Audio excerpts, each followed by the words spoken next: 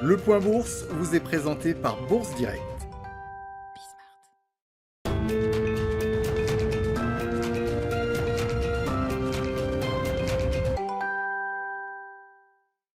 La tendance est toujours dans le rouge sur le CAC 40 à la mi-journée. Les investisseurs focalisent leur attention sur la hausse des rendements obligataires avant la publication des chiffres de l'emploi aux États-Unis à 14h30.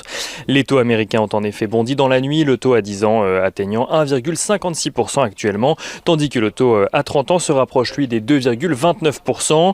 Dans ce contexte de flambée des taux, les investisseurs étaient particulièrement attentifs à la prise de parole de Jérôme Powell hier soir, qui a plutôt déçu les investisseurs. Celui-ci a estimé que la politique de la Fed reste appropriée face à la situation actuelle. Et s'il a rappelé que la Fed ne réduirait pas son programme de rachat d'actifs, il a également écarté un renforcement de ce programme afin de contenir l'envolée des taux obligataires. Une envolée qui continue donc et qui trouve son origine dans les perspectives de reprise économique ainsi que dans l'accélération de la vaccination aux États-Unis, mais aussi dans les craintes d'une poussée inflationniste, une remontée des taux qui fait craindre à son tour un désengagement temporaire des marchés actions à plusieurs observateurs.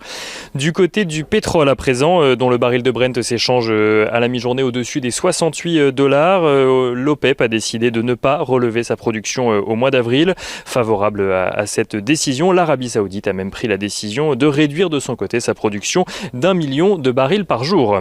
Du côté des statistiques à présent, le déficit de la balance commerciale de la France atteint 3,9 milliards d'euros en janvier, soit un peu plus que les 3,6 milliards d'euros du mois de décembre. Une progression du déficit qui s'explique par une progression plus forte des importations que des exportations sur la période.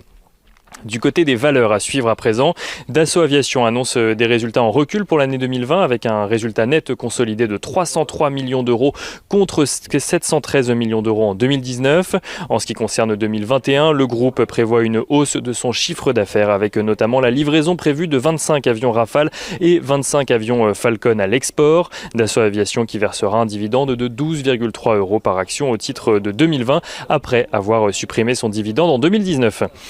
Stellantis fait savoir de son côté qu'il compte distribuer sa participation dans Faurecia à ses actionnaires aux alentours du 22 mars. Une participation à hauteur de 39% dans l'équipementier automobile qui sera distribuée à hauteur de 0,017 actions Faurecia pour chaque action Stellantis détenue. Stellantis qui compte également distribuer 308 millions d'euros en numéraire correspondant au produit de la vente de 7% environ du capital de Faurecia. CGG prévoit en 2021 une reprise de la croissance de son chiffre d'affaires après avoir affiché une perte nette de 438 millions de dollars l'année dernière. Le groupe anticipe également un flux de trésorerie positif cette année.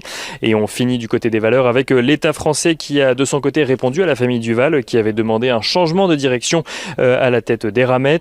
L'État français qui n'est de son côté pas favorable à ce changement de direction selon une source proche du dossier citée par l'agence Reuters.